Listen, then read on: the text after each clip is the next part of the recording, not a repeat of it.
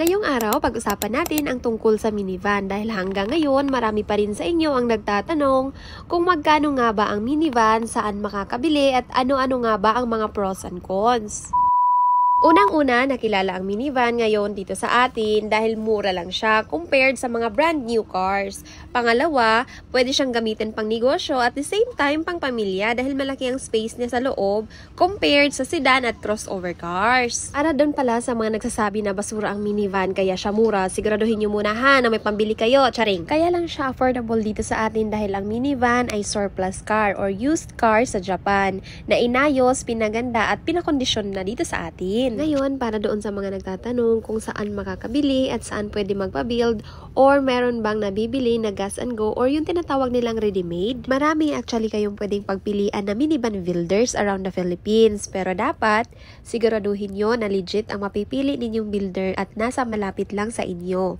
Para kung sakali magkaaberya ang unit ninyo, meron agad kayong mapupuntahan or malapitan dahil alam nyo na, ito ang mga minivan ay gawang Japan kaya hindi lahat ng mekaniko ay alam kung paano ko tingtingin ang ating mga unit. Natanong naman kung saan namin pinabuild sila Kwatsi, dito lang yan sa Bacoor, Cavite sa may MJust Marketing.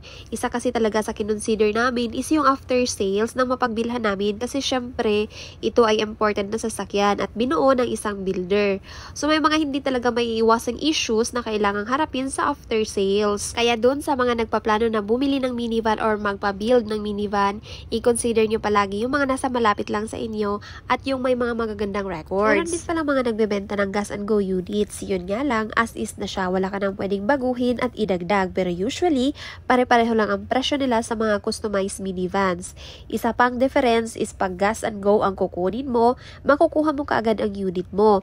Unlike sa magpa-build ka, kailangan mong mag-antay ng mga ilang months bago mo siya magamit. Dito naman tayo sa last na tanong ninyo na sasagutin natin for today's video is kung magkano ang magpa-build at kung magkano ang nagastos namin lahat kay Kwatsi. Ang total expense namin sa aming minivan ay nasa 410,000.